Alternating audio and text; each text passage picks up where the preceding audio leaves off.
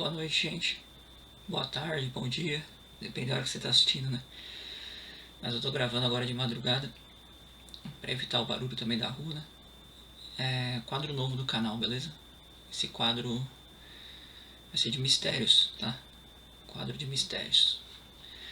E a gente vai começar com as 13 almas do Joelma, porque elas nunca foram identificadas. Se inscreva no canal, curta, compartilha e comenta aí o que você achou do vídeo depois, tá? A história das 13 almas do edifício Joelma, ela refere-se a um grupo de 13 pessoas que morreram presas em um elevador durante o trágico incêndio ocorrido em 1º de fevereiro de 74 em São Paulo. Elas são o centro de uma das lendas urbanas mais famosas do Brasil e são consideradas milagreiras por muitos devotos. Vou contar pra vocês o trágico evento que aconteceu. E deixa eu também formular pra vocês que eu não vou falar especificamente do edifício Joelma hoje, tá? Eu vou falar sobre as 13 almas e em outro vídeo eu falo sobre o edifício Joelma, tá bom? O que aconteceu foi o seguinte, foi um evento bem trágico, né? E houve uma tentativa de fuga. No meio desse incêndio, 13 pessoas tentaram escapar utilizando um dos elevadores do edifício. O desfecho foi que o elevador parou devido à falta de energia ou uma falha mecânica, e os ocupantes morreram carbonizados ou asfixiados pela fumaça. A impossibilidade da identificação, tá? Devido ao estado dos corpos e à falta de documentos, nenhuma das 13 vítimas pôde ser identificada ou reclamada pelos familiares na época. O sepultamento delas, elas foram enterradas lado a lado em uma área específica do cemitério São Pedro, na Vila Alpina, na zona leste de São Paulo. Aí existe umas lendas e milagres, né? O mistério da água, né? Segundo alguns relatos populares, poucos depois do sepultamento, os zeladores dos cemitérios afirmaram ouvir gritos de socorro e gemidos vindo das sepulturas. Os sons teriam parado apenas quando a água foi jogada sobre os túmulos, o que deu origem ao costume de devotos deixarem copos ou garrafas de água sobre as lápides para aliviar o calor das almas. E é uma devoção popular, tá? Com o passar das décadas, as 13 almas passaram a ser vistas como entidades milagreiras. Fiéis visitam o local para pedir cura, emprego e soluções para problemas pessoais, deixando flores e placas de agradecimento por graças alcançadas. Deixa eu só deixar bem claro aqui que isso tudo é formulado por documentário, tá? Não tô confirmando isso, tá? Eu mesmo, sinceramente, eu não sei se eu acredito nisso, entendeu? Tipo, eu queria ouvir diretamente da pessoa me contando pra sentir uma verdade, assim, mas eu, sinceramente, eu não posso, eu não quero que vocês peguem e pensem assim, pô, eu vou lá pedir um emprego, vai resolver minha vida. Não é assim. Seja você uma boa pessoa.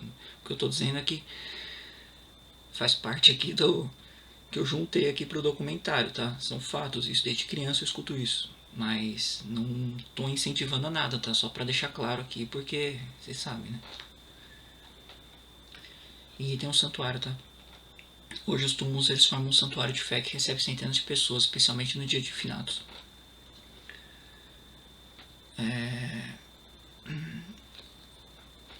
As vítimas totais do incêndio no Joelma, que hoje é renomeado para Edifício Praça da Bandeira, ele causou a morte de 187 a 191 pessoas e deixou mais de 300 feridos. Esse número eu acho que é porque colide algumas coisas ali, tá? Entre 187 e 191, porque acontece uma coisinha aqui, outra coisinha ali, eles não sabem ligar se essas quatro pessoas morreram devido ao incêndio ou, sabe, proximidades e tal. A história foi retratada na cultura no filme Joelma 23º Andar, em 79, e em episódios de programa como Linha Direta Mistério da TV Globo. Agora, se 13 pessoas morreram, então 13 pessoas sumiram. Como que ninguém deu falta? Eu sempre perguntei isso também. Essa é a grande questão que alimenta esse mistério. Não é que ninguém deu falta delas, mas sim que não foi possível ligar os desaparecidos aos corpos encontrados devido às limitações da época e ao estado das vítimas. Aqui estão os motivos principais para esse sumiço sem identificação, tá? O estado dos corpos. As 13 pessoas ficaram presas no elevador e foram expostas a um calor extremo. Vocês imaginam, né? Os corpos ficaram totalmente carbonizados e irreconhecíveis, o que impossibilitou o reconhecimento visual por parentes. A falta de tecnologia na época, né, o DNA. Em 74, ainda não existia um teste de DNA para identificação de cadáveres. Os métodos eram baseados em arcada dentária, se houvesse um registro, ou impressões digitais que foram destruídas pelo fogo. E também havia uma ausência de documentos, como as vítimas estavam no trabalho ou em trânsito dentro do prédio, seus documentos pessoais foram consumidos pelas chamas junto com elas. Causa e volume de vítimas também, né? O incêndio teve centenas de feridos e quase 200 mortos, então muitas famílias procuravam por entes queridos, mas sem evidências físicas nos corpos que sobraram. Essas 13 pessoas ficaram registradas como não identificadas e enterradas como indigentes, embora fossem procuradas por suas famílias como desaparecidas. E tem o fator pessoa de fora, né? O Joelma era um edifício comercial muito movimentado. Algumas das vítimas poderiam ser visitantes, motoboys ou prestadores de serviços que não eram funcionários fixos, o que dificultava o controle de quem estava no prédio naquele momento. Basicamente houve um descasamento, tá? As famílias sabiam que alguém tinha sumido, mas o IML não tinha como provar que aqueles 13 corpos específicos pertenciam a essas famílias. Até o momento não houve uma iniciativa oficial ou científica moderna de exumação para identificar as 13 almas do edifício Joelma por meio de testes de DNA, tá? Embora essa tecnologia atual ela permitisse teoricamente a identificação, os corpos permanecem sepultados como desconhecidos no cemitério São Pedro Vila Albina pelos seguintes motivos, tá? Questão religiosa e cultural. As 13 almas tornaram-se figuras de devoção popular e são consideradas santas por muitos fiéis. Existe um receio de que a exumação possa perturbar a paz das entidades ou descaracterizar o santuário que atrai devotos há décadas. Um estado de degradação. No dia do incêndio, os corpos foram encontrados em um estado de carbonização tão extremo que estavam praticamente fundidos entre si com o metal do elevador. Isso dificulta a obtenção de material genético viável, mesmo com técnicas modernas. E passou muito tempo, né? São mais de 50 anos. E também teve a falta de pedidos judiciais, né? A identificação via DNA em casos antigos geralmente depende de uma solicitação formal de familiares biológicos à justiça. Como os corpos não foram reclamados na época e as famílias daquela geração também já estão envelhecendo ou falecendo, não houve uma pressão jurídica para que o Estado realizasse o procedimento. A manutenção do mistério, tá, gente? O anonimato das vítimas é um componente central da lenda urbana de São Paulo. Historiadores e pesquisadores do sobrenatural frequentemente revisitam o caso em documentários e programas de TV, mas mantêm o foco no aspecto espiritual e histórico da tragédia. A gente está indo além, né? Atualmente, o local de sepultamento continua sendo ponto de peregrinação onde fiéis deixam copos de água sobre as lápides para aliviar o calor que as almas teriam sentido. E você também deve se perguntar se já surgiu nomes de pessoas que poderiam ser as vítimas, né? Não há uma lista oficial que confirme quem são as 13 pessoas, tá? Mas existem nomes de desaparecidos daquele dia que nunca foram localizados e cujas famílias suspeitam ser parte do grupo do elevador. Cara, 13 pessoas sumiram, porque tem 13 corpos. Como o reconhecimento foi impossível na época, esses nomes permanecem como fortes candidatos à entidade das 13 almas.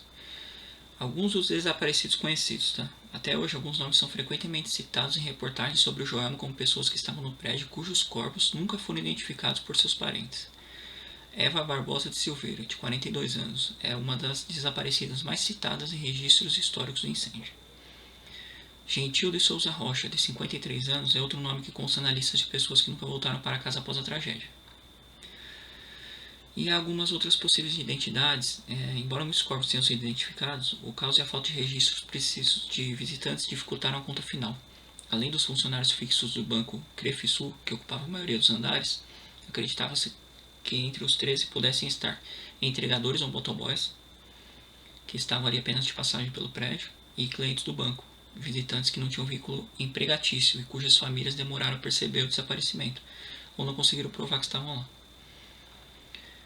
Aí vocês perguntam, por que não se confirma, né? A principal barreira é que sem uma ordem judicial para exumação e teste de DNA, esses nomes continuam apenas em listas de desaparecidos, enquanto as 13 almas permanecem registradas como desconhecidas no cemitério da Vila Alpina. Para a devoção popular, a falta de um nome terrestre reforça o caráter espiritual e coletivo do grupo. Mas tem 13 pessoas que sumiram, cara. Não é possível. Tem alguns nomes de sumiços aí. Será que algumas... É muita coincidência tantas pessoas viverem sozinhas, mesmo assim vizinho não dá falta, sabe? É muito estranho isso mesmo, mas... Tinham 13 corpos. Então, 13 pessoas. E se tem pessoas sumidas, eles deveriam fazer um levantamento aí e colocar, né? Acho que não é por isso que vai tirar ali o que eles têm até hoje lá, tá? Toda essa devoção aí, acreditar que são milagrosos e tal. Acho que simplesmente você tem que identificar a pessoa. E eles colocam 13 pessoas ali enterradas, como indigente, por mais de 50 anos, com pessoas desaparecidas que saíram naquele dia e não voltaram para casa. Mas será que 13 pessoas, ninguém sabia que essas 13 pessoas estavam ali?